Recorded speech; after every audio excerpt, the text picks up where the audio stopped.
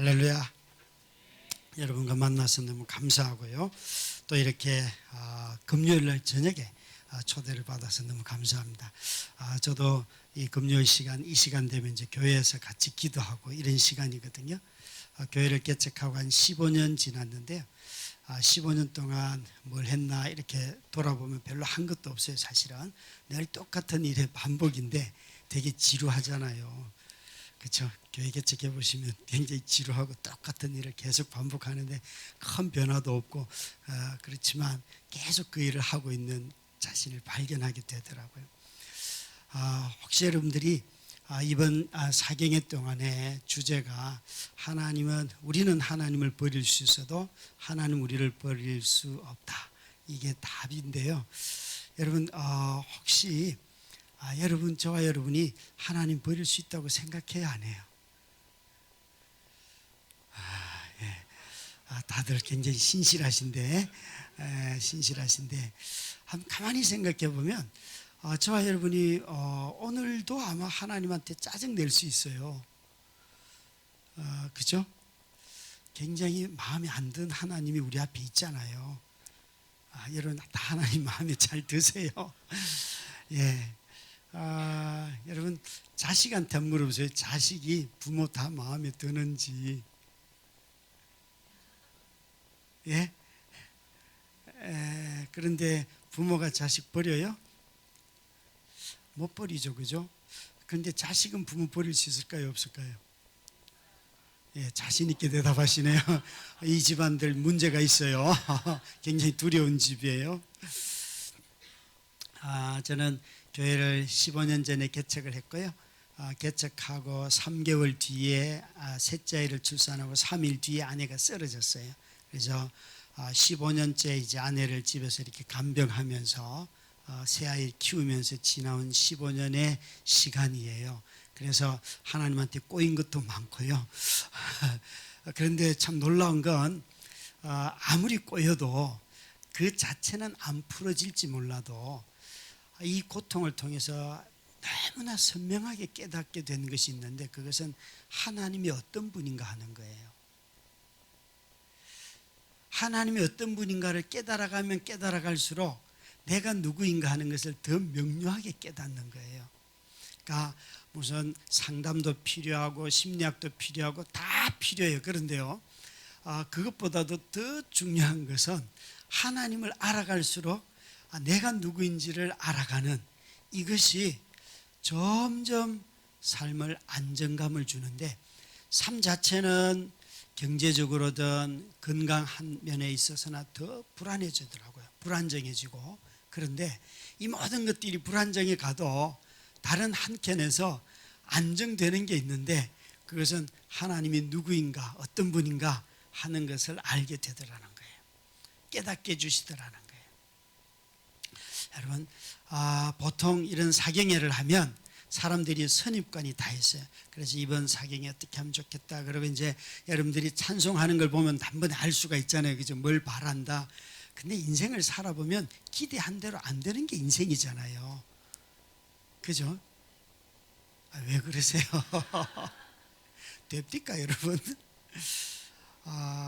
저희 5년 전에 대장암이 걸렸던 집사님이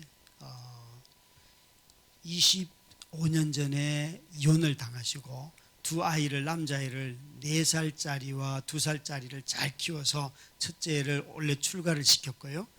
그래서 이제 5년 동안 대장암 완치 판정을 작년 말에 받고 첫째를 원래 결혼시켰고 너무 루루랄라 해서 이번에 4월 달에 5월 달에 검진하러 갔더니만 유방암이 걸렸다고. 유방암이 걸렸다고. 그래서 이 집사님이 되게 신앙이 좋으세요. 목사님 저는 나을 줄 믿습니다. 그런데 저는 잘 모르겠는데요. 저는 나을지 안 나을지 잘 모르겠어요. 내가 기도는 하지만 나을지 안 나을지는 난 잘 몰라요. 그러면 이분이 굉장히 뜨아해 하세요. 아니 내 아내도 안 일어났는데 뭘 알겠습니까 여러분? 사모이고 제게 아내이고 세 자녀의 엄마이고 이 나라의 시민인데 이 정도 되면 아내 일어나는 거 하나님 뜻이에요 아니에요? 절박하지요.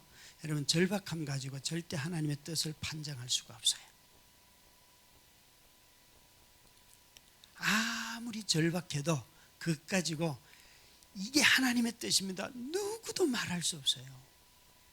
몰라요. 아니, 하나님의 뜻을 안다 해도 고통이 줄어들지는 않습니다. 암의 원인이 뭐고 감기가 왜 오고 다 알아도 여러분, 감기 콧물 줄줄 다 흘리죠. 고통이 줄어들지 않아요. 사람들이요, 제일 어려워하는 게 암이라는 사실보다도 암으로 인하여서 겪어야 되는 고통, 통증이 더 힘든 거예요. 그렇죠? 오늘 이 욥이 지금 그 얘기하는 거예요. 우리 모두는 다 인생을 살아갈 때에 인간이라는 사실을 너무 쉽게 잊어버리는데, 다 알죠, 인간이라는 거. 그런데 고통이 찾아왔을 때 제일 많이 딱 깨닫는 게 뭔가 하면, 인간이구나. 내가 이렇게 한계가 많고 이렇게 약하고, 제 안에는 뇌경색이 왔는데 모든 혈관이 막힌 게 아니에요. 뇌 속에 한 부분이 막혔어요. 근데 사람이 꼼짝을 못하는 거예요. 어떻게 그럴 수 있을까? 작은 한 영역이에요. 그렇죠? 그런데도 그것 때문에 아무 일도 하지 못하는 거예요.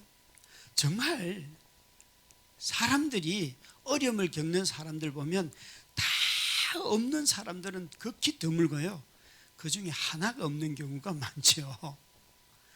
다 없으면 저와 여러분 못 삽니다. 여러분, 대충 다 있어요. 남들과 비교하니까 좀 없을 뿐이죠. 사실은 여기 입구에 있는 아이파크에 저희 형님네가 사세요. 저희 형님네가. 그래서 자주 이 동네 와요. 저희 형님네 잘 살거든요. 정말 저보다 너무너무 잘 살아요. 그런데요, 아니, 형이 얼마나 인색한지, 아내를 제가 15년째 돌보는데 돈을 한 푼도 준 적이 없어요. 형제간에 우애가 더럽게 없는 집이에요. 여러분, 보통 어려우면 그래도 있잖아요, 형제간에 돕는 게 있잖아요. 저희 3남 2년대 밑으로는 저를 잘 도와줘요. 그런데 위에 형님은 처음 병원에 갔을 때 300만 원 준 게 끝이고요, 우리 형님은 상업은행, 우리은행에 아주 고위 임원으로 있다가 퇴사했어요. 그리고 누님은 대구 사시는데 아픈 동생한테 돈 달라 그래서 돈을 떼먹는, 그래서 말로는 갚겠다 그러고 갚지를 않더라고요. 그래서 어느 날, 누나 이제 우리 거래 좀 끊읍시다. 그거 안 갚아도 되니까.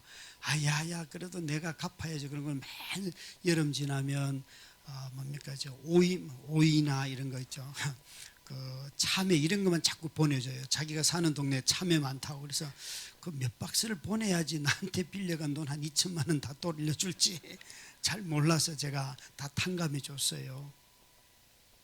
아니, 내게도 돈이 없는데 저한테 돈을 달라는 누나가 있더라고요. 그래서 제가 줬어. 그런데 돈 많은 형님은 돈을 주지를 않아요. 희한하지 않습니까, 여러분? 이해하면, 머리로 이해해보면 형님이 다 주셔야 될 것 같은데 안 그렇더라고요. 아니, 딸이 아프면요, 처갓집하고 저하고 너무너무 사이가 좋아가지고 이 딸 한번 일으켜보자 이러면 좋겠는데, 장모님하고 얼마나 싸우는지 있잖아요. 처제하고 원수되고요, 만나게 오고 싶지도 않아요. 희한합니다, 여러분. 그래서 성경이 잘못됐나, 이거 화목하고 어쩌고. 그런데 저희 장인 장모님은 장로님이세요. 권사님이시고 기도밖에 몰라요. 그런데 막 기도의 확신을 가지고 저하고 싸우면 누가 이기겠어요? 여러분, 인생이 이해가 되세요? 저는요, 이전에는 이해를 좀 했던 것 같아요. 인생은 이런 거야. 그런데 지난 15년을 지나면서 이거 인생 모르는 거다 있고, 그래서 심지어 더 막 나갈 때는 이렇게까지 말해. 인생 나도 모르지만 하나님도 인생 모른다 이거. 내가 물으면 대답을 해야 되는데 대답을 안 하시잖아요. 원래 대답을 안 하는 사람들은 모르기 때문에 대답을 안 하는 거예요. 그죠? 그죠? 저는 그렇게 이해해 버렸어요. 그냥 하나님도 모르는 거 괜히 묻지 말자. 대답을 안 해주셔요. 안 해주세요. 우리가 이 욥기를 읽을 때 주의해야 되는데, 욥은 신약 성경에 보면 야고보서 5장 17절에 보면 욥을 감사의 표본으로 삼을까요? 인내의 표본으로 삼을까요? 우리 모두는 다 감사하는 욥을 봐라 그러는데, 욥은요 고난이 오기 전에는 감사했어요. 그거는 1, 2장의 이야기고요. 3장부터 끝까지 있잖아요. 감사라는 말 한마디도 나오지 않아요. 아니 생각해봐요 여러분. 갑자기 멀쩡하던 재산 다 잃어버리고 가축 다 잃어버리고 거기다 자녀 10가지 잃는데 누가 감사하겠어요? 여러분 방금 말한 이런 세 종류를 다 잃지 않아도 하나님한테 진짜 감사하기 싫을 때가 많죠. 그죠? 여러분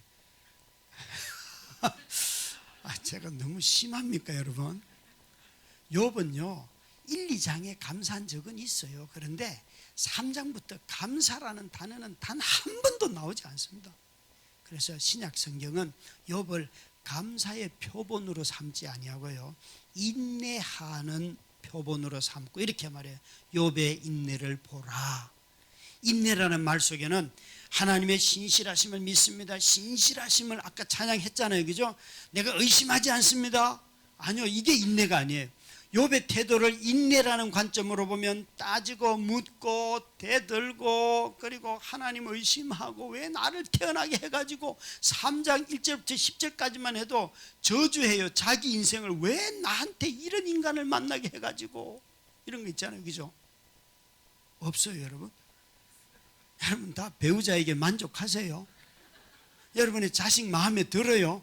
어쩌다가 이런 게 나와가지고 학원에 아무리 보내도 성적도 안 올라가.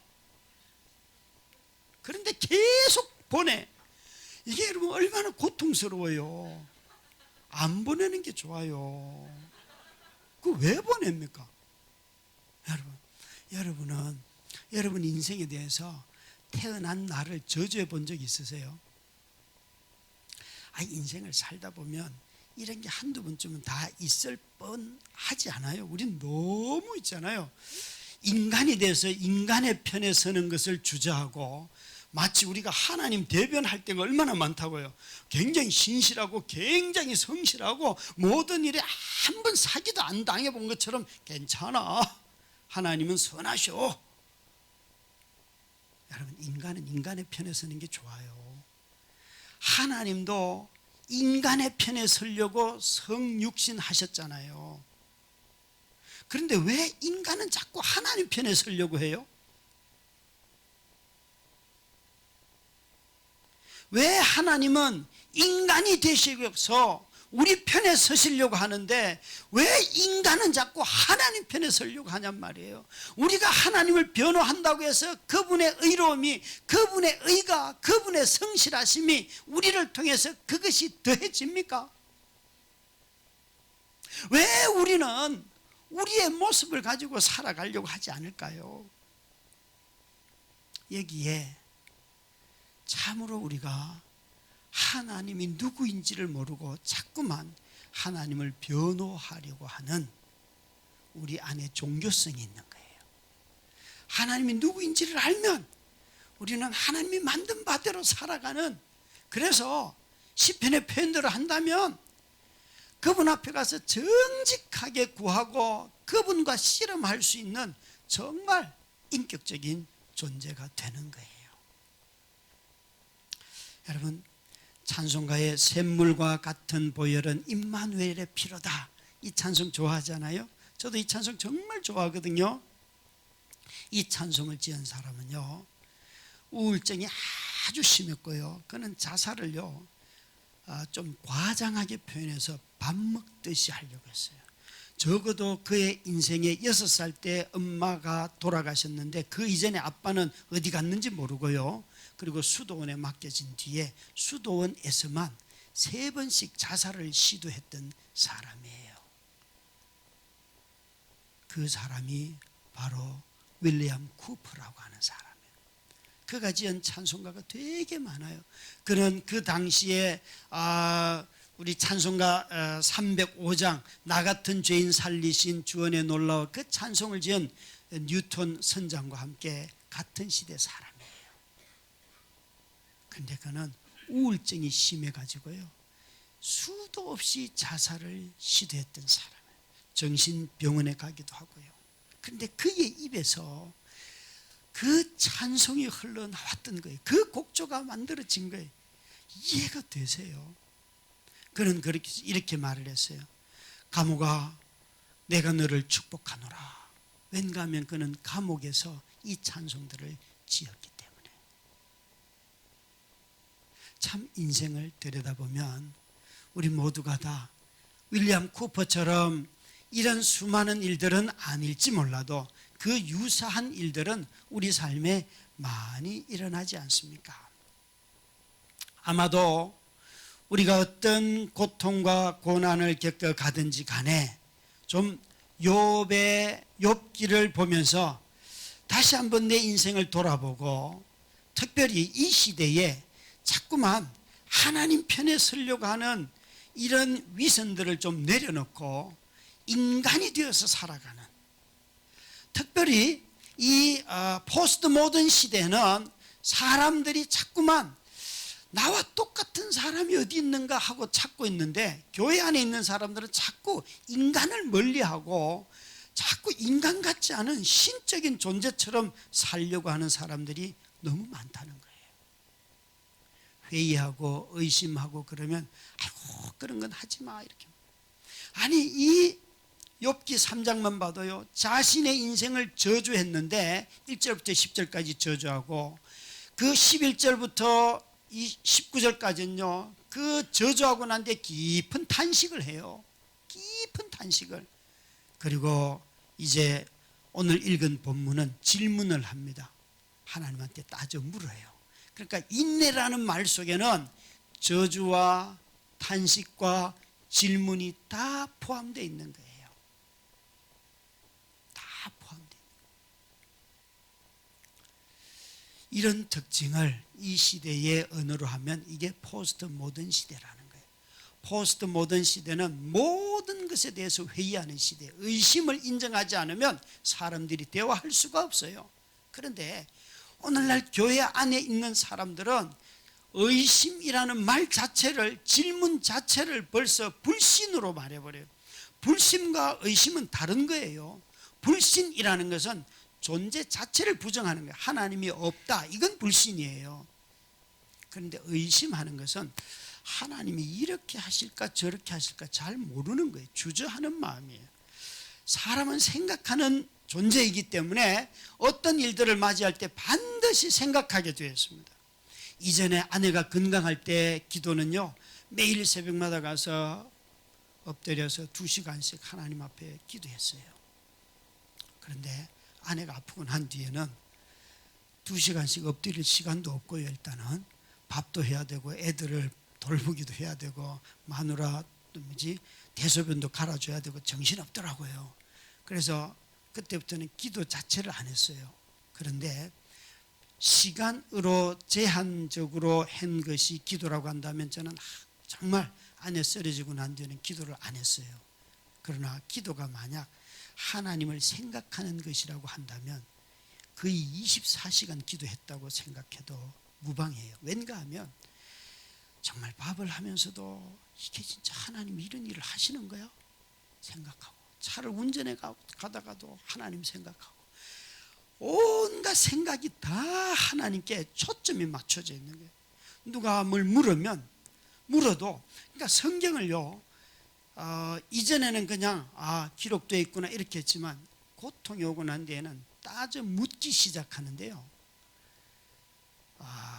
뭐랄까요, 성경이 다시 보여요. 성경이 다시 보여요. 여러분, 야곱은 속이는 사람이에요, 속은 사람이에요? 뭘 속였어요? 속인 건 이거죠. 뭐 형이 배가 고플 때 팥죽을 준 거, 그거는 속인 게 아니죠. 형이 멍청한 거잖아요, 그죠? 팥죽을 안 줬으면 속인 건데 그건 형이 진짜 멍청한 거예요. 어떻게 팥죽 하나에 집 문서를 팝니까? 그죠? 그건 형이 멍청한 거고, 속인 거는 언젠가 하면 아버지한테 복을 받을 때, 야, 에서가 맞냐니까 맞아요. 만져보니까 털은 있는데 목소리가 이상하다. 에서 맞냐? 맞아요. 참 맏아들 에서가 맞냐? 맞습니다. 제가 에서입니다. 3번씩 거짓말이었어요. 그런데 야곱은요, 라반에게 속았어요, 외삼촌에게 속았어요, 속였어요. 그게 몇 년이에요? 20년. 그리고 자기 자식들이 12명이 있었는데 11명이 똘똘 뭉쳐가지고 아버지를 속였어요. 아버지가 자식을 속였어요. 여러분, 이런 형제 우애가 대단한 집이에요. 이 집은 부모 속이는데 얼마나 뛰어난지. 그것도 여러분, 나중에 야곱이 그 요셉을 만나기까지 한 23년에서 25년 걸리거든요. 아니, 그러면 11명의 형제 중에서 25년 동안 아버지 눈에서 피눈물 흘리는 걸 보면 한 놈의 새끼라도 가가지고 아버지 우리가 잘못했어요 이 얘기 하지 않을까요? 이놈의 집구석은 아버지 속이는데 25년 동안 똘똘 뭉쳐가지고, 아니 평생토록 말 안 하고 싶어 했어요. 하나님이 그들을 말하도록 환경을 만들어서 고백하게 하지요. 여러분, 자식한테, 그것도 11명한테 사기당하는 부모가 되면 인생 살고 싶을까요? 아니, 형제간에 막 서로 막 인신매매를 하고 집구석 되죠. 여러분, 성경에 보면 인간이요, 언약의 자손임에도 불구하고 얼마나 죄성이 깊은지, 얼마나 죄성이 깊은지 무시무시한 거예요. 이렇게 아이들 길러보면요, 한 두세 살까지는, 야, 우리 애는 너무 착해요. 걔가 언제부터 미워 보여요? 아니, 여러분, 아이가 죄성이 있는데 그 죄성을 가지고 나중에 이제 하나씩 살아가면서 자꾸 더해져요. 힘이 더해지고 자기 주장이 더해지고 돈이 더해지고 이러면 이제 그때부터는 이제 뭐 난리 나는 거예요. 그죠? 중학생 때까지는 그냥 비디오 보는 정도이지만, 핸드폰으로 막 이상한 거 보는 정도이지만, 돈 자기가 벌면 이제 외도하는 거예요. 그죠? 왜 그래요? 그러니까 청소년 아이들이 왜 성적인 문란함보다 40대 50대들이 외도가 한국 사회는 더 골치 아프잖아요. 그래요? 안 그래요? 이런데 좀 여러분, 나이스하게 사는 인간들은 다 생각이 추잡스러워요. 예? 진짜 그렇다니까. 인간의 죄성은요, 얼마나 뿌리 깊다고요. 그래서 그 인간의 고난을 통하여서 인간의 뭐가 다 드러나는가 하면, 정말 우리의 존재가 얼마나 하나님으로부터 멀어졌는지, 그게 다 드러나는데도 아닌 것처럼 말한다는 거예요. 이 시대는. 참으로 이 욥을 가만히 보십시오. 여러분, 이 욥기의 주인공이 하나님입니까? 욥입니까? 이야기 스토리를 이끌어가는 사람이 누구냐 이 말이에요. 이 욥기가 42장까지 있는데 이 이야기에 한 2장쯤에 하나님이 한번 나타나요. 그것도 진짜 하나님 그러시면 안 되는데, 그죠? 하나님이 이렇게 천상에서 회의를 하다가 사탄이라고 하는 하나님이 다스리는, 하나님 앞에 와서 고발하는 아주 탁월한 은사가 있는 파수꾼이 온 세상을 돌아보고 와요. 오다가 하나님이 심심해가지고, 야, 저 동방의 의인 욥을 봤냐? 그러니까 봤습니다. 걔 진짜 경건하지. 그러니까 하나님이 주신 게 너무 많아요. 걔는 재산도 많고 자식도 많고 인물도 잘생겼고 마누라도 이쁘고부터 시작해 직장도 좋고 막 아프지도 않고, 안 준 게 뭐예요? 하나님 그 정도면 누구든지 다 하나님 사랑하겠다. 벌써 여기에 사탄의 거짓말이 있죠. 그죠? 여러분, 방금 말한 이 모든 것 다 줘도 하나님 사랑하지 않는 인간 세상에 너무너무 많습니다.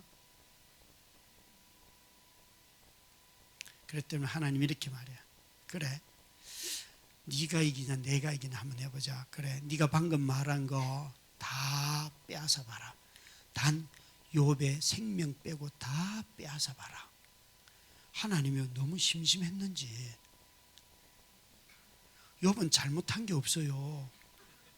그냥 하나님이 사단에게 그래 그러면 네 말대로 한번 해봐라. 걔가 그거 다 빼앗겨도 나를 믿는지 안 믿는지 내가 한번 보고 싶다.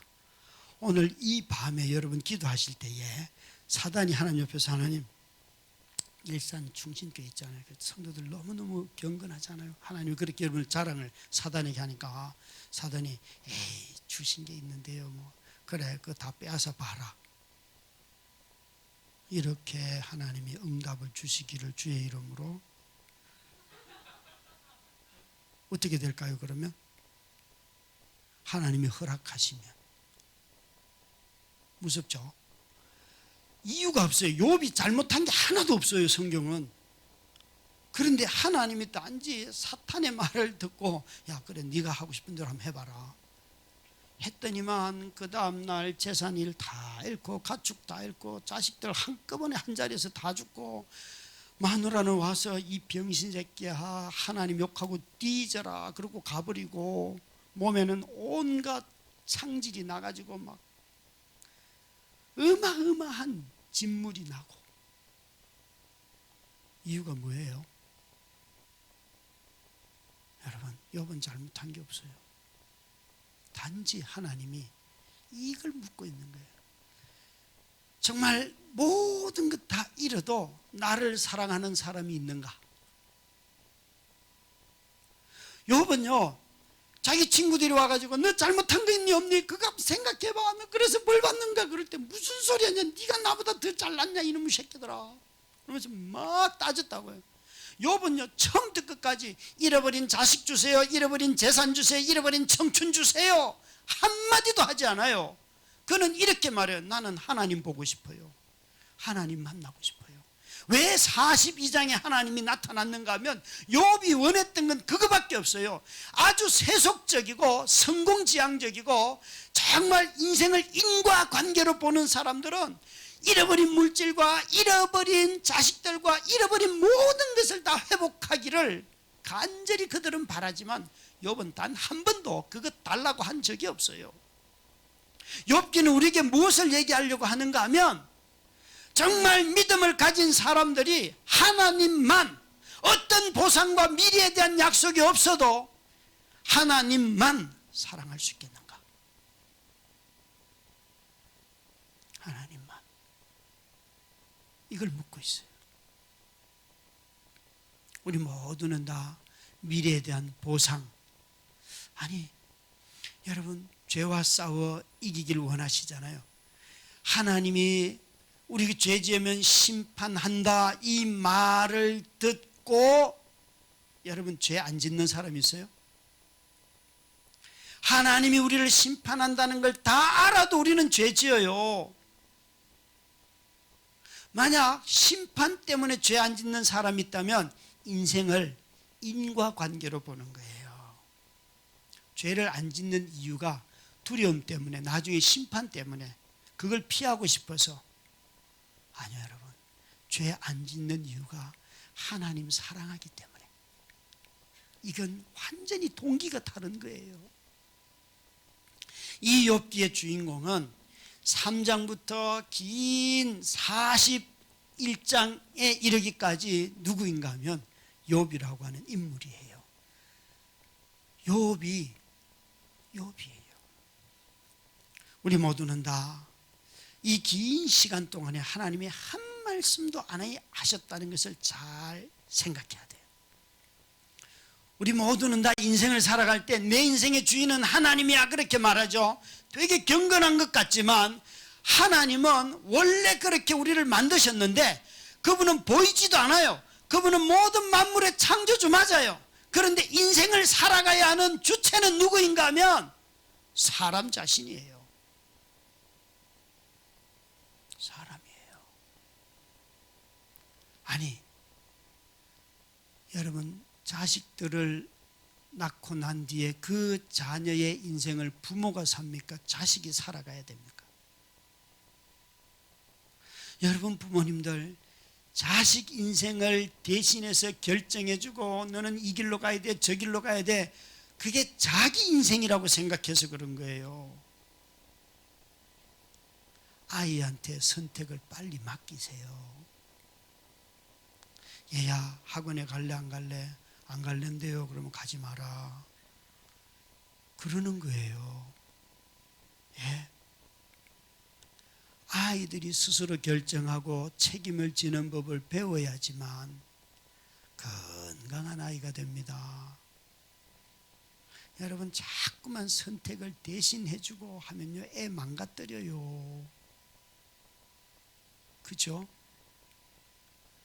왜 이렇게 자식 없으세요? 다들 자식이 없는 분들 같으세요? 고난 가운데 하나님 왜 말씀을 안 하실까? 아니, 우리는 고난이 오면 하나님을 항상 슈퍼맨으로 만들잖아요.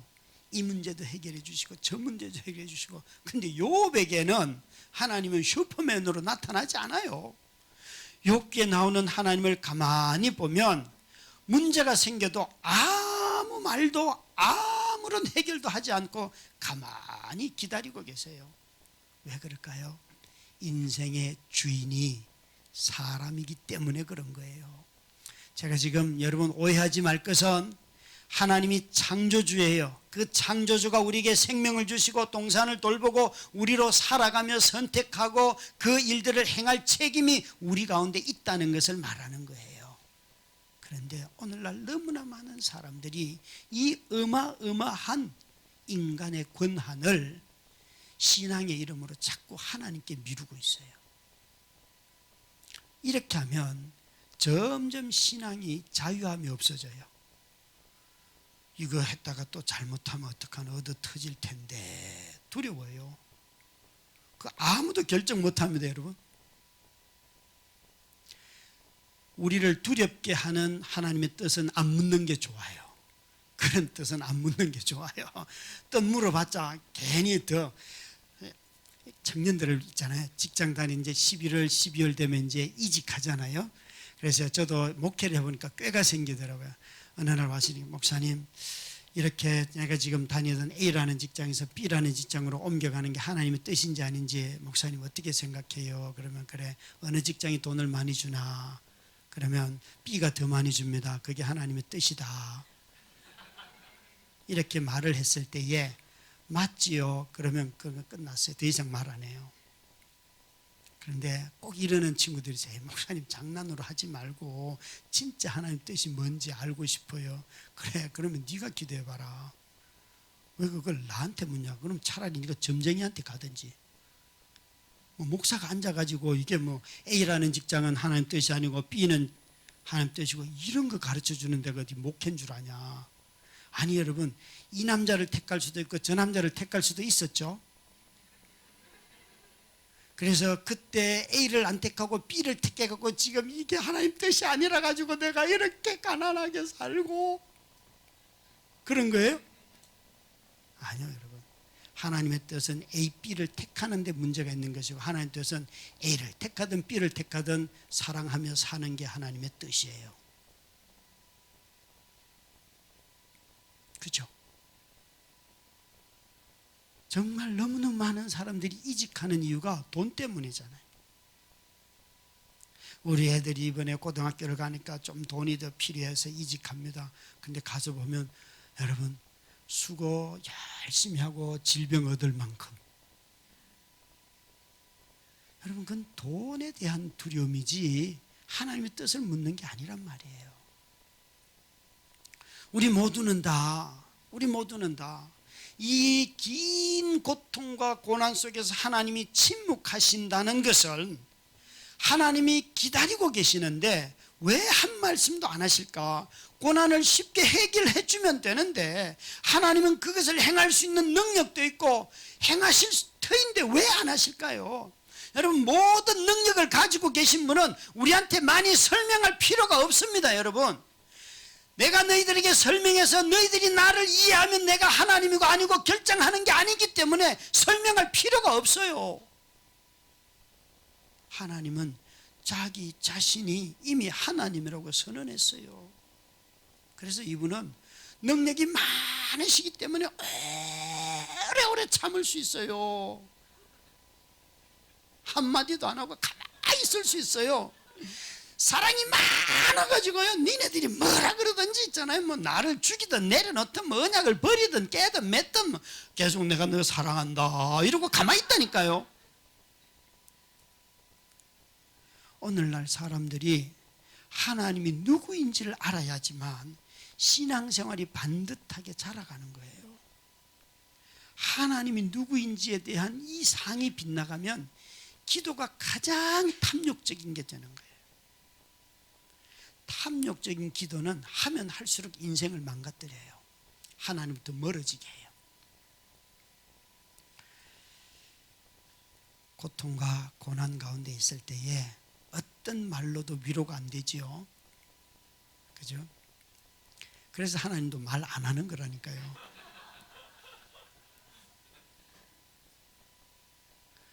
고통할 때에 말하는 인간들이 제일 얄밉죠. 하나님의 뜻이 있을 거예요. 목사님, 사모님이 일어나면 목사님 교회 5,000명 될 거예요. 그래서 그래요, 장로님. 그러면 우리 3명의 새끼들 다 죽이라고 하세요. 나 그러면 세계적으로 유명한 목사 되겠네. 이게 말이 됩니까? 여러분, 여러분들에게 진짜 좋은 아파트 주시려고 남편을 실직게 했다. 이게 말이 됩니까, 여러분?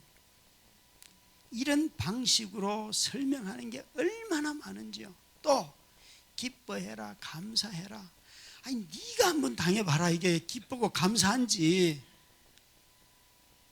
막 우는 사람, 고통당하는 데 와가지고 계속 막 그런 이야기. 가서 감사 헌금해야지. 아니 돈도 없어 죽겠는데 왜 또 감사 헌금을 왜 합니까? 제가요, 기도원 중에서 이름이 제일 좋은 데는 오살리예요. 오살리 금식기도. 오살리. 살 것 같더라고요. 이름만 들어도.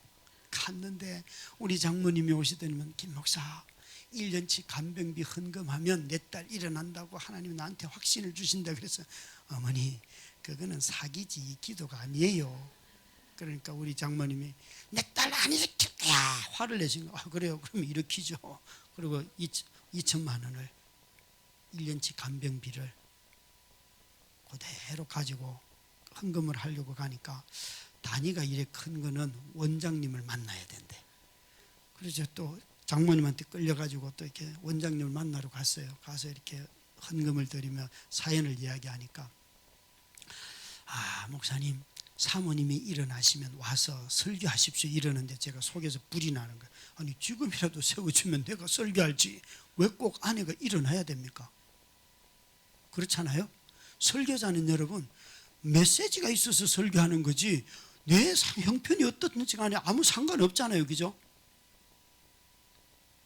여러분, 제 아내 일어났을까요? 안 일어났을까요? 네, 안 일어났어요. 2천만 원 누구한테 갖다 준 거예요? 여러분 제발 불안할 때 하나님한테 떡이라도 하나 더 드리면 하나님이 뭘 일하실까 봐서 하지 마세요. 그거는 무당이에요, 무당.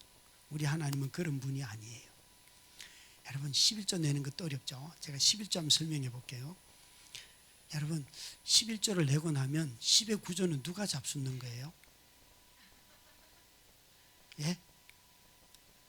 그러면 누가 더 인생에 더 필요한 거예요?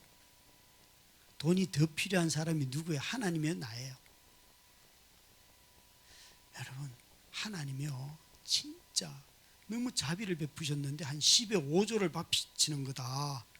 그렇게 했으면 여러분 못 살았을 거예요. 그런데 하나님이 정말 지혜롭게 10의 1조만 내고 나머지는 네가 잘 먹고 살아라 이거잖아요.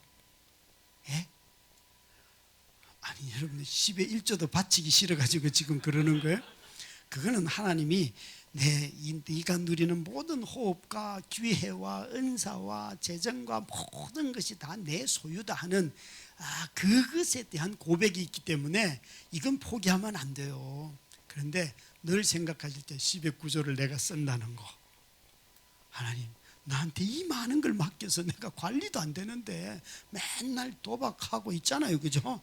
없을 리가 없어요. 있어요. 꼭 교회 안에 꼭 있어요. 꼭 말은 이렇게 말해. 목사님, 내가 이번에 교회 헌금 많이 하려고. 얘야, 내가 헌금 내라 그랬나 언제? 우리도 있어요, 그런 인간이. 여러분, 우리는요 얼마나 정말 하나님에 대해서 오해를 하고 있는지 몰라요. 하나님은 놀랍게도 우리에게 이 고통 가운데 욥에게 한 말씀도 하지 않고 침묵하셨어요. 그래서 하나님은 침묵하시고 인간만 자꾸 말을 하는 거예요. 인간만. 그런데 인간들도 가장 친한 친구들 넷이 와가지고 욥에게 자꾸 말을 하는데 욥이 모든 말을 다 반박을 해요.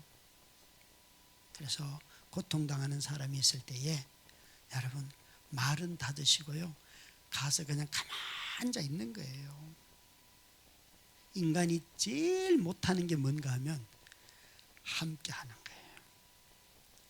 이렇게 부부를 보면 부부가 함께 하는지 아닌지 단번에 알 수 있어요. 여러분, 제일 싫은 게 뭔가 하면 부부가 아무 일도 안 하고 둘이 가만히 앉아 있는 거 제일 힘듭니다, 여러분. 이거 진짜 힘들어요.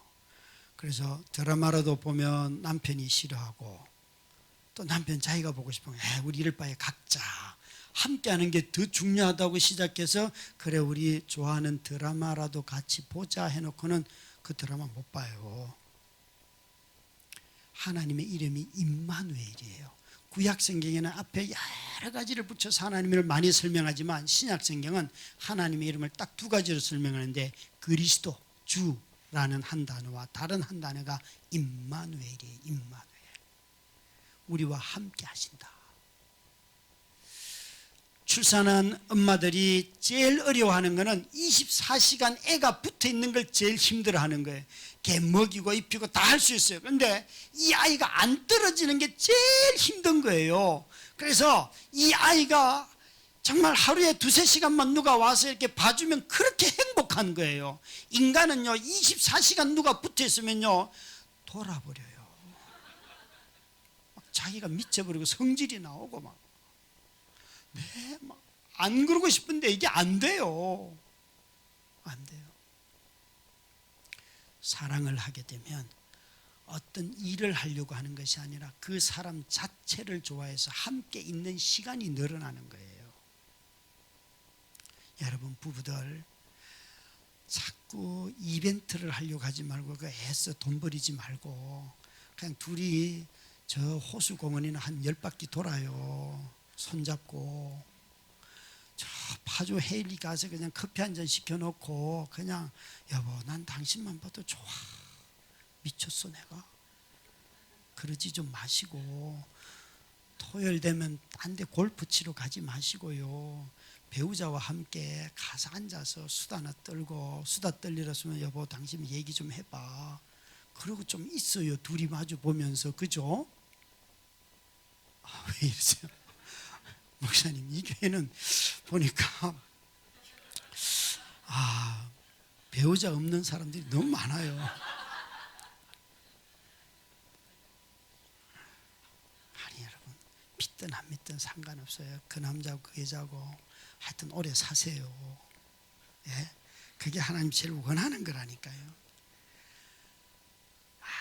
여러분, 정말 우리가 함께 한다는 거, 이 말 없이 옆에 있는다는 거, 하나님이 욥을 가만히 보고 말 안 했잖아요. 왜 그럴까요, 하나님은? 왜?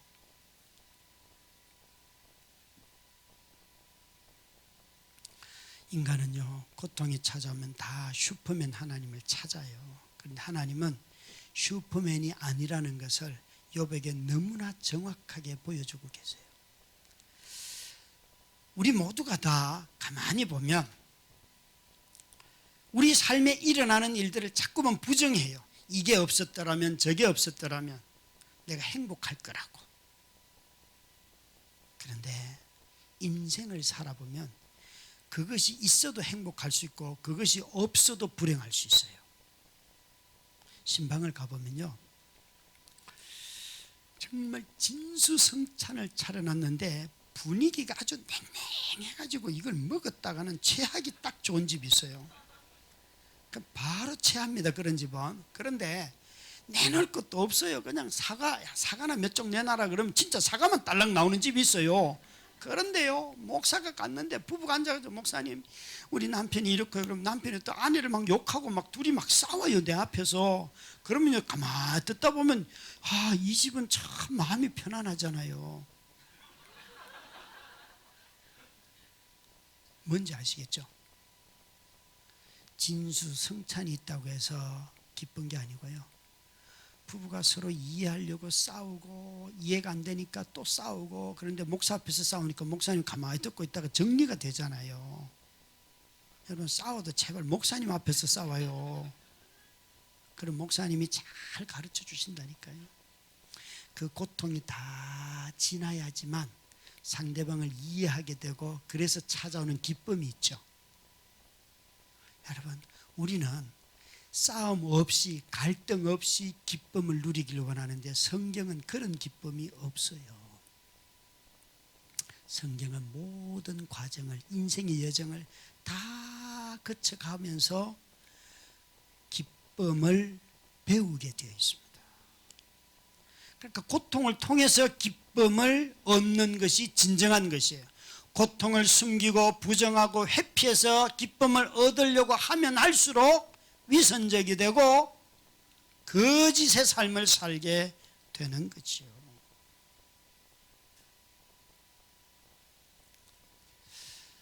내일 새벽에도 이제 5시 반에 성경 공부를 하는데요, 어떤 안 믿는 분이 한 분 오셨어요. 그래서 성경 공부합시다 1:1로. 그런데 이제 여자분이에요. 49살 먹은. 그래서 제가 여자하고 둘이 성경 공부하는 건 아니라서 제가 또 다른 여자 한 분을, 그분은 49살, 47살. 그래서 이분이 선교사 출신이라서, 선교사님 와서 이렇게 둘하고 저하고 셋이서 성경 공부해요. 그랬더니 이분이 너무 좋아하시는 거예요. 저는 선교사 출신이기 때문에 당연히 저게 어마어마한 원군이고 지원군이라고 생각하고 이제 성경부를 시작했죠. 첫 주 끝나고 두 번째 주 끝났는데, 이 불신자인 자매가, 목사님 사실은요, 제가 남편과 별거 중이라서요, 나는 그 새끼가 저쩌고 막 얘기를 해요. 그래서 이제 셋이서 이렇게 성경 받다가 듣는데 갑자기 옆에 앉은 선교사 출신 자매가, 사실은 목사님 저도요, 남편이 이혼하자 그래서 지금 싸우는 중이에요.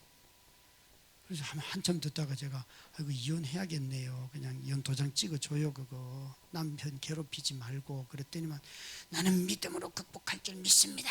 그러는 거예요. 제가 남편 지겨워해요. 그냥 이혼해요.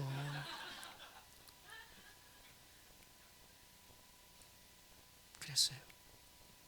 그래서 제 말 듣고 가서 이혼 도장 찍었던 거 막 팍팍 찢었대요.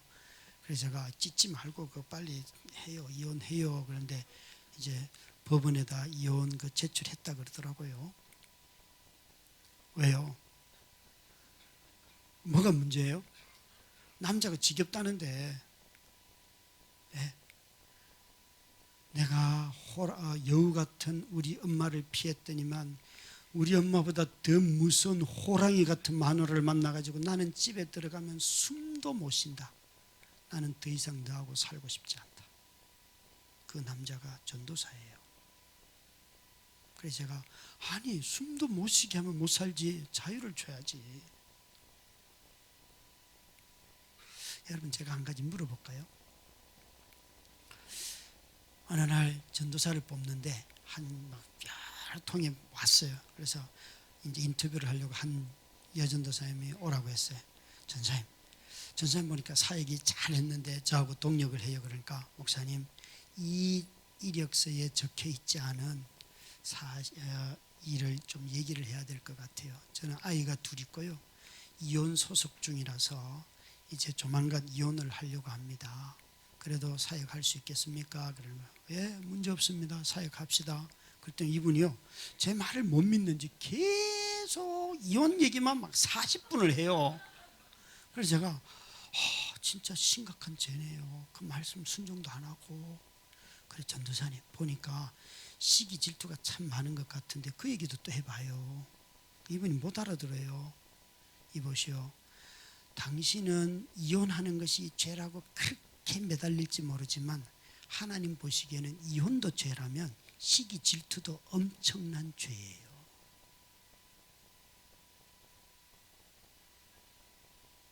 시기 질투도 하나님 앞에서 진멸을 당할 죄예요.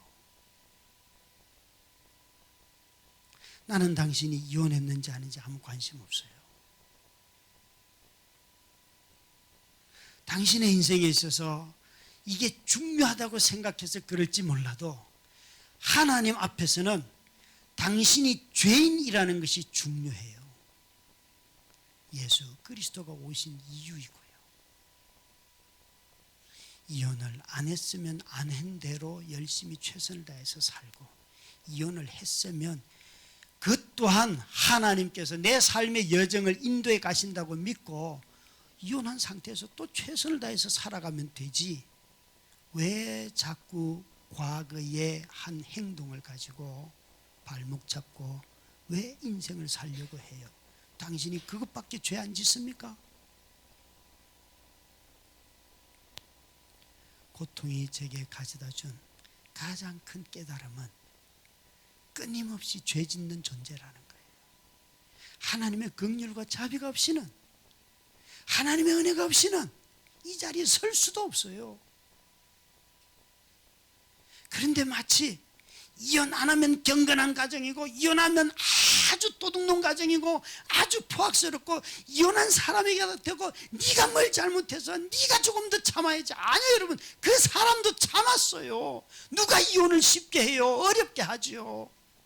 그런데도 교회 안에 오면 완전히 혈통주의에 빠져가지고, 교회에서 말하는 형제 자매는 혈육이 아니잖아요.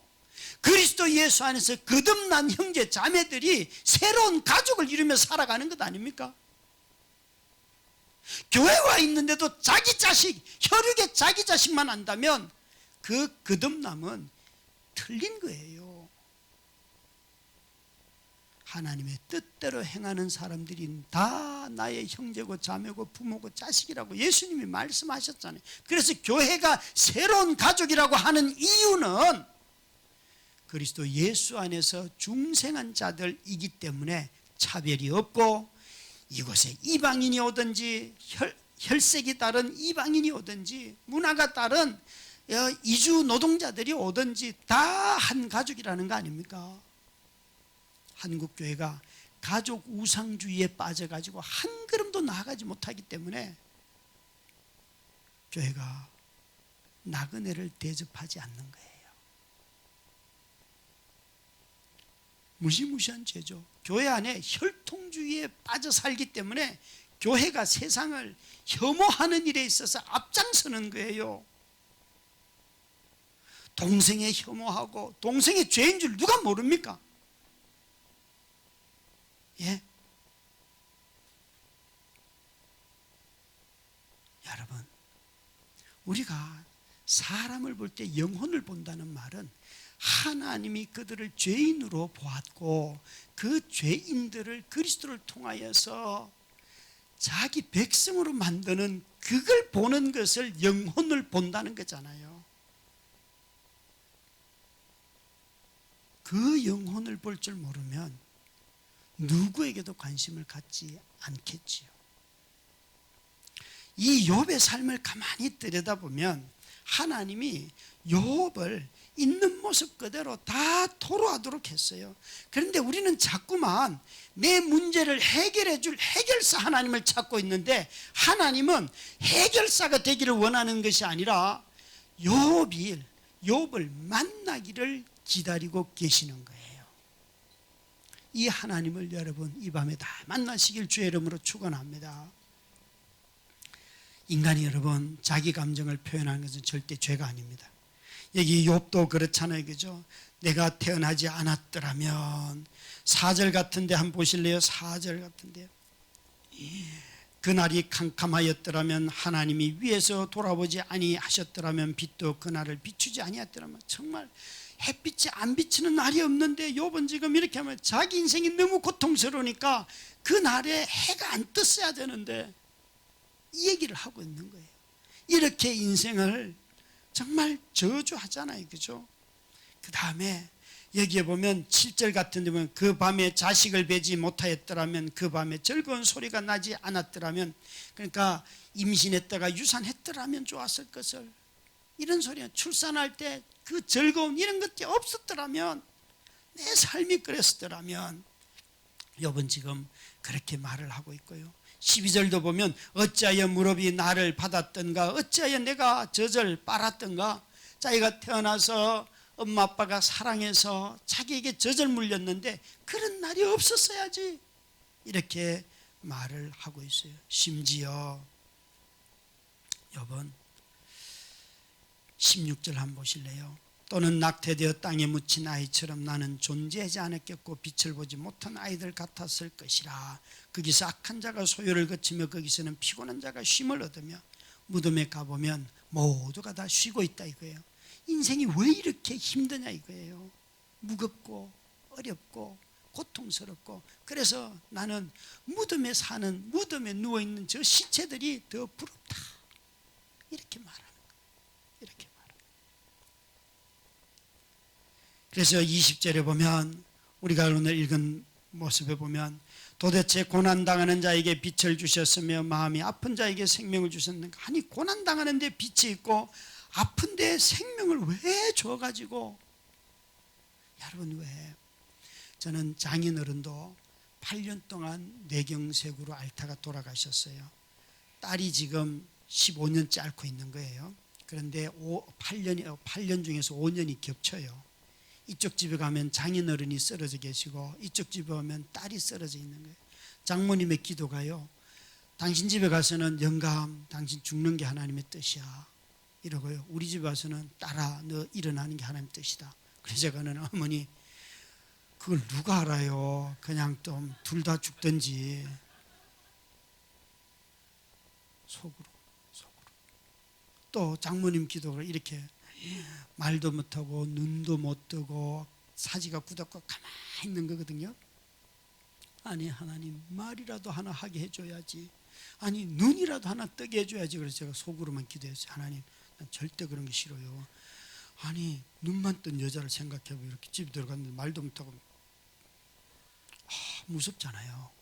그리고 말만 하는 여자, 병원에 가니까요, 막 눈 감았는데 말하는 사람들이 있어요. 막 가려사, 뭐, 우와, 얼마나 무섭습니까? 제가 이렇게 말해요. 하나님, 내가 죽을 때까지는 돌볼 테니까 눈도 뜨게 하지 말고 말도 하지 말게 해요. 그냥 가만히 둬요. 내가 죽을 때까지 돌볼 테니까. 참 애절하죠. 저는요, 하나님한테 이렇게 기도했어요. 진짜, 하나님, 아무 일도 하지 마시고 가만히 둬요. 괜히 눈만 떠가지고 보고 이러면 나 집에 안 들어가요. 여러분은 기도할 때에 하나님한테 우아하게 기도하십니까? 아니면 그냥 평소 집에서 쓰던 단어로 그냥 다 넣어가지고 아이 뭐 이따위로 일을 하십니까? 진짜 힘들어요. 그러니까 하나님 제대로 일 좀 해야지. 그죠? 어떠세요? 기도가 응답이 팍팍 될걸요? 막 하나님의 임재가 그냥 팍팍 느껴질 거예요. 근데 여러분, 우아하게 기도하면 누구의 언어인지 모르기 때문에 응답이 어디로 가는지 몰라요. 아니, 여러분, 기도 말이 우아해서 응답이 됩니까? 진심으로 기도하는 거잖아요. 그죠? 그래서 기도의 언어는 여러분 일상의 언어라고 했어요. 시장에 가서 물건 깎을 때 쓰는 언어 있죠. 이거 콩나물 이거 얼마예요? 1,000원인데 그러면 아이 뭘 그렇게 지독하게 많이 받으려고 해. 100원만 깎읍시다. 100원 깎는 그 사람이 지독한 거죠. 그 언어, 아이고 당신 진짜 지독하네. 그 언어 그대로 쓰는 거예요. 혹시 여기 우리 아이들 엄마 아빠한테 집에서 얘들아 야 이 새끼야 막 이상한 욕 들어봤니 안 들어봤니? 얘들아, 엄마 아빠가 화가 나면 그런 말 해요 안 해요? 또 얘들도 침묵에 또 은사가 있고. 네. 여러분 하여튼 그런 언어로 기도해봐요. 어떤 일이 생기는가. 기도의 언어가 정직해지면 하나님도 정직하게 반응합니다. 정직하게. 놀라워요. 우리 모두는 여러분 하나님 앞에 감정을 쏟아내는 것을 자꾸 부정적인 언어는 쓰지 말라는 편견이 있어요. 여러분 긍정적으로 기도하라는 거예요. 기도는 여러분 시편을 봐도 그렇고 어디를 봐도 긍정적인 측면만 기도하지 않습니다. 그러면 예레미야서 같은 거는 다 빼버려도 성경이 되지가 않아요. 욥기도 그렇고요. 성경은 구약 성경은 적어도 거의 대부분의 시가서들은 다 탄식의 기도가 훨씬 많습니다. 그래서 왜 하나님은 이걸 허락했는데 우리는 자꾸만 하나님 앞에 와서도 헬라적인 방식으로 점잔을 떨려고 하는데 히브리인들은 그렇게 기도하지 않았다는 거예요. 하나님과 싸웁니다. 그게 기도예요. 감정을 억제하는 것이 아니고 사람에게 배신을 당했을 때 와서 그 배신감을 그대로 쏟아내는 것이에요. 그런 점에서 여러분 절대 감정을 느끼는 감정을 표현하는 것을 부정적이라고 말하지 마십시오. 절대 부정이 아닙니다. 오살리 금식기도원에 가가지고 기도를 했는데 하나님이 응답을 주셨어요. 네 아내는 안 낳는다 이런 응답을 주셨어요. 그래서 이제 집에 돌아가서 아이들 다 모아놓고 셋 다 모아놓고 얘들아 아빠가 금식기도 20일 했는데 응답이 엄마 안 낳는데 그러니까 지금부터 낳는 기도 하지마 그러니까 우리 아들이요 아빠 부목사님이 그러는데 기도는 긍정적으로 하라 그랬어. 그러는 거예요.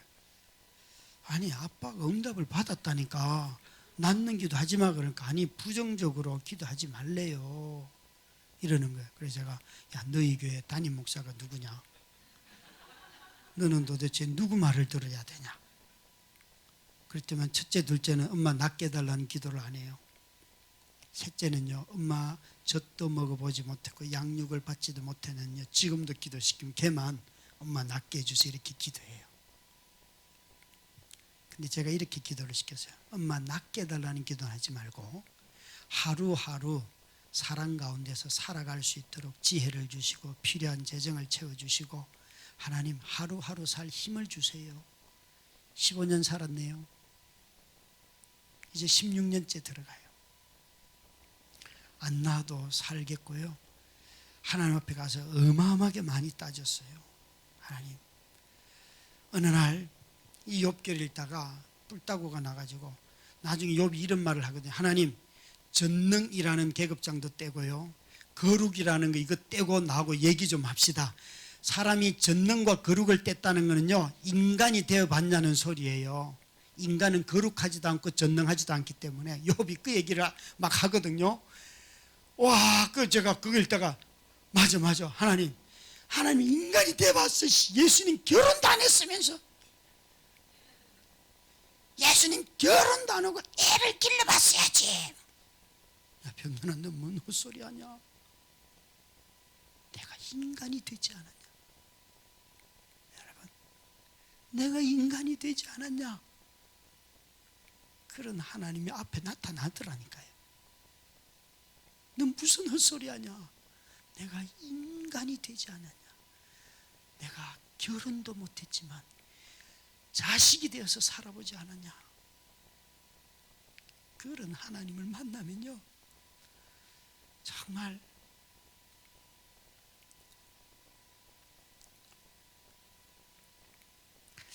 글쎄요 힘들다는 하소연은 절대 죄가 아닙니다. 하나님이 아니라면 내가 누구한테 가서 이런 하소연을 합니까? 그죠? 내가 악인이고 원수일 때조차도 나를 위하여 십자가를 지시고 죽으셨다는데 내가 이제 예수 믿고 구원받고 가정을 돌보고 목회를 하고 하나님 뜻에 어떻게 하든지 한번 순종해 보려고 하다가 이런 어려움 당해서 버티적거리면서 막 힘을 쓰면서 어려워서 내가 원망할 때가 어디 있어요? 이거 사람한테 원망하겠어요? 장인 장모님한테 가서 저런 걸 놔가지고 이렇게 하겠어요? 예? 아니잖아요, 그죠? 사람한테 쏟아낼 수가 없어요. 하나님밖에는 없어요. 고난을 당하면요, 딱 외길이에요. 하나님한테 쏟아내면 내 마음은 회복이 돼요. 하나님한테 쏟아내면 내가 느끼는 수많은 아픔과 저주의 말과 배신의 쓰라림과 상처와 독기가요, 하나님 앞에 다 상달되어 올라가요. 올라가고 나면 그 마음에 비어있는 속으로 뭐가 임하는가? 하나님의 성품이 임하는 거예요. 하나님의 자비와 하나님의 성실하심과 하나님의 그 사랑, 긍휼, 이런 게 막 내 마음에 들어와요. 그래서 기도는요, 성품의 호환이에요. 성품이 교체되는 거예요. 그래서 기도를 해야 할 이유가 거기에 있어요. 고통은 여러분 의지로 이기면 다 망가집니다. 고통은 오직 그분의 긍휼로 이기는 거예요. 내가 지키고 싶어서 지킬 수 있어서? 아니요, 여러분. 지킬 수 없는데도 불구하고 그분이 나를 향하여 부어주시는 사랑이 있기 때문에. 병년아, 너 무슨 헛소리 하냐? 내가 인간이 되었잖아. 인간이. 내가 인간으로 살았잖아. 그 하나님이 우시면서 나타나시더라고요. 여러분, 인생은 다 슬픔 아니면 기쁨을 겪습니다. 즐거움 아니면 고통이 있습니다. 이건 다 인생이 살아가는 사이클이에요. 이것이 없는 사람은 아무도 없어요. 마치 욥의 아내 같은 사람들이 있어요. 아니, 고통이 왜 하나님이 살아계신다면, 그리고 그 여자는 떠나버렸어요. 슬픔이 없는 즐거움만 찾고 고통이 없는 행복만 찾고 궁핍함이 없는 부만 찾고 있는 이런 세상은 성공의 신을 섬기는 것이지 하나님을 섬기는 게 아니에요. 우상은 언제나 자기 감정에 맞는 신을 섬기고 싶어 해요. 그러나 참 하나님을 섬기는 사람들은 내 형편이 어떠하든지 간에 그분 앞에 나아가서 토로하기도 하고 교제하며 즐거움을 누리기도 하고 공급하시는 은혜가 있으면 그것 가지고 살아가는 거예요. 신약 성경에는 항상 기뻐하라면 있죠. 항상 슬퍼해라 이런 게 있어요, 없어요? 없죠. 왜 신약 성경은 항상 슬퍼하라가 없을까요? 그것은 예수 그리스도 그분이 오셨기 때문에 그래요. 그런데 그분이 이렇게 말씀해요. 주 안에서 항상 기뻐하라 그랬어요. 그래서 바울 사도는 감옥에 가 있어서 괴로우면서도 그는 내가 감옥에 있는 걸 기뻐하는 것이 아니라 주님 안에 있기 때문에 기쁘다는 거예요. 이거 다른 거예요. 산상수훈에는 보면 슬퍼하는 자들과 함께 슬퍼하라고, 우는 자들과 함께 울라고. 여러분, 신약 성경은 놀랍게도 우리에게 있는 모습, 누군가가 형제 자매들이 그 고통을 당할 때 그들과 같은 모양으로 함께 살라는 거예요. 계시록에 보면 고통받아서 박해받아서 우는 성도들이 많죠. 그런데 그들은 그 박해 자리에서도 주 안에서 기뻐했어요. 이것이 신약 성경이 보여주는 모습이지요. 심지어 욥은요, 이 본문에 가만히 보면 10절부터 그 한 19절까지 하나님한테 분노합니다. 분노. 하나님한테 대들어요. 하나님한테 대들어요. 여러분, 신앙이 순수해야지 하나님한테 분노합니다. 신앙이 순수하지 않으면요, 절대 하나님한테 대들지 않아요. 순수한 신앙의 특징이 뭔가 하면, 내가 이걸 하면 이런 보상을 받을까, 이런 거는 벌써 순수성이 떨어지는 거예요.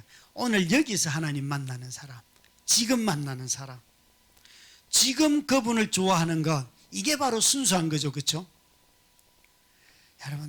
여러분 자녀들이 결혼할 배우자를 이렇게 며느리든지 아니면 사위를 데리고 오면 제일 먼저 묻는 게 직장이 있냐. 벌써 순수성이 떨어진 거죠.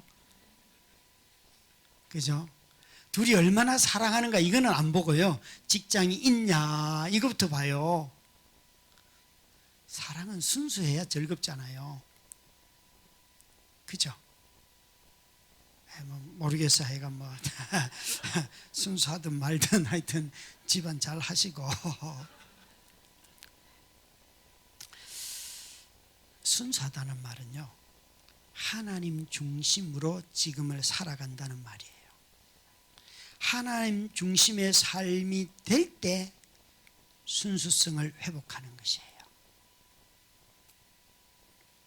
그래서 신앙의 순수성이 떨어지면요, 자꾸만 미래를 생각하고 보상을 생각하고 결과를 생각하고 나중을 생각해요. 근데 순수한 신앙은요, 오늘 순종하는 데만 관심이 있어요. 그래서 오늘 순종했는데 하나님이 막 일이 꼬였어. 그래서 분노하는 거예요. 하나님 정의롭다고 했는데 뭐 하시는 거예요? 지금 제 완전 빨리 죽여주셔야지. 이런 거예요. 이런 거예요. 분노는요, 그 자체를 목적으로 삼을 때만 일어납니다.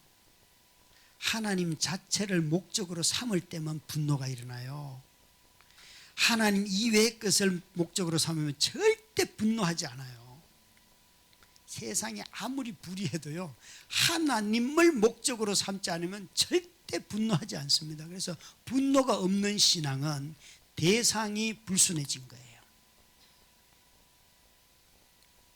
대상이 불순해진 거예요. 예수님이 이 땅에 와서 화해한 게 많아요? 싸운 게 많아요? 복음서를 읽다 보니까. 아니, 예수님 좀 닮으세요. 예수님은요, 막 무지무지 싸웠어요.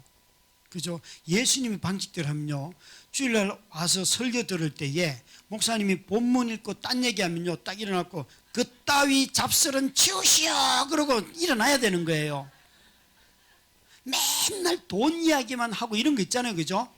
그러면 딱 설교도 딱 일어나야 된다니까. 뭐 현재 정부는 빨갱이 정부고 완전 일어나가지고 저주를 퍼붓고 나가야 돼요. 믿거나 말거나. 아니, 그렇게 권위에 대해서 순종하라고 말하면서도 왜 순종을 안 해요? 예? 다 취사 선택하고 있다니까요. 여러분, 분노는요, 하나님 그분이 딱 목적이 될 때만 분노라는 게 일어나요. 오늘날 한국교회는 하나님 이외의 것을 너무 좋아해요. 명성교회 무너져야죠. 그죠? 또 아닙니까, 여러분? 아닙니까? 크다고 여러분 유지하면 안 돼요. 그게 크든 작든 상관없이 불법을 행하면 안 되는 거 아닙니까? 그죠? 이제 좀 있으면 총회를, 교단 총회를 하는데 난리 났어요. 지금 막 난리 났어요. 여러분, 우리 모두가 다 다시 한번 이 욥을 한번 잘 생각해 봐야 돼요. 우리 모두는 다 인간인데, 인간이 인간으로서 사는 모습은 하나님 앞에 가서 하나님 그분만을 상대할 때 인간은 인간의 얼굴을 회복할 수 있어요. 그래야지만 신앙이 자라간다고요. 자라간다고요. 욥기를 가만히 보면 신앙이 자란다는 거, 그 모습은 주님 그 자체가 목적이 될 때 고난을 견디는 힘이 있어요. 저는 아내가 일어난다 안 일어난다 몰라요. 그냥 하루하루 살아갈 뿐이에요. 그래서 저희 장모님이 저를 제일 싫어하는 부분이 이런 거예요. 김 목사 일어난다, 너 아멘 해라 그러면 모르는데요. 전 정직하게, 내가 모르는 걸 모른다 그러지, 내 확신대로 한다면 벌써 오래전에 일어났죠. 그렇지 않겠어요? 저도 그래도 좀 양심이 있어요. 아내가 10년 동안 건강했어요. 제가 결혼 생활 지금 25년이거든요. 근데 9년 9개월이 지날 때 아내가 쓰러졌어요. 처음 아내 쓰러졌을 때 이렇게 말했어. 아내한테 가서, 여보, 당신이 나 10년 동안 나 사랑해줬지, 나도 10년만 사랑할 거야. 그러니까 10년 될 때, 10년 되기 전에 일어나든지, 그 이유는 난 몰라. 근데 벌써 15년이 지나가네요. 15년. 우리는 너무 신앙이 있는 모습처럼 보여지려고 하는 것이 아니고, 자기가 처해 있는 형편대로 살아가는 법을 배울 때에, 그때에 내 모습을 찾는 거예요. 그것이 하나님의 언약 안에 있기 때문에, 우리가 아무리 저처럼 이렇게 반응을 하고 분노를 하고 감정을 드러내고 해도 하나님은 가만히 침묵하고 계시는데, 결국에는 당신의 얼굴을 드러내 주시는 하나님이에요.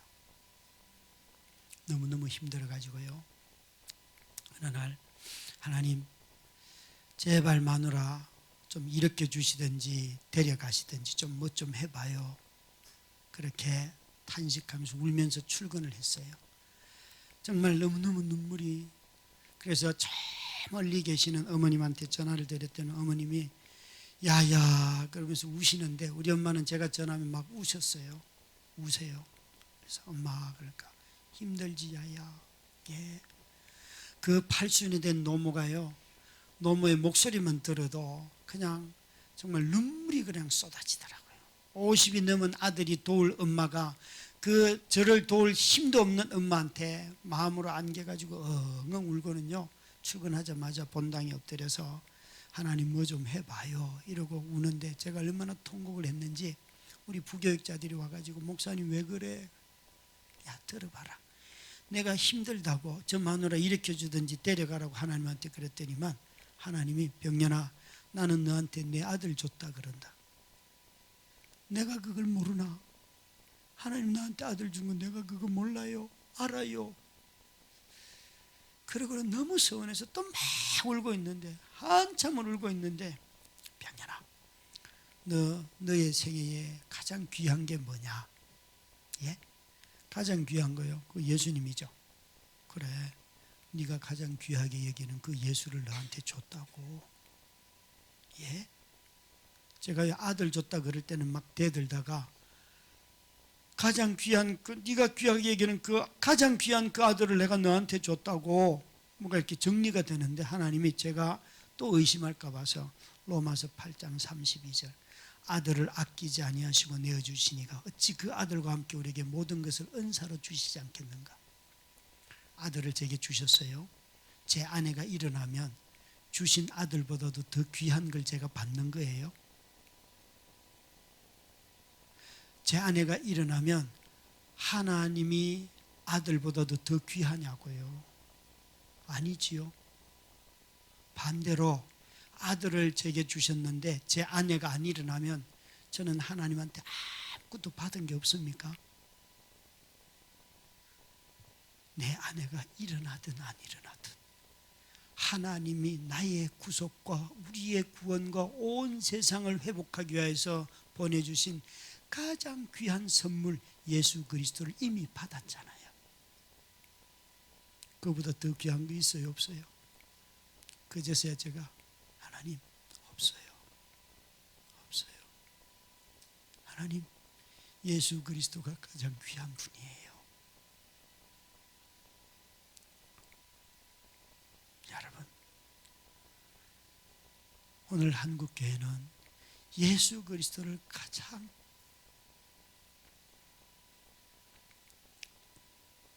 예수 그리스도보다도 귀하게 여기는 게 너무 많아요. 자신의 건강, 자식들의 직장, 교회 크기 사이즈, 또 형통함, 건강한 거, 뭐가 이렇게 많은지 하나님은 우리에게 예수 안 믿는 사람들에게 이런 거 다 주셨어요. 예수 믿는 적어도 성도로 부름받은 자들이 가장 귀하게 여겨야 할 것이 있다면 그것은 예수 그리스도 뿐입니다. 이 예수 그리스도를 귀하게 여길 때에 교회가 생명을 누리는 곳이 되고 사람들에게 자유를 주고 많은 죄인들이 돌아와서 구원 얻는 놀라운 은혜의 자리가 되는 거예요. 차별이 없고 그런 곳이 되는 거예요. 여러분, 정말 일산 충신교회가 이런 교회가 되기를 주의 이름으로 축원합니다. 기도하십시다.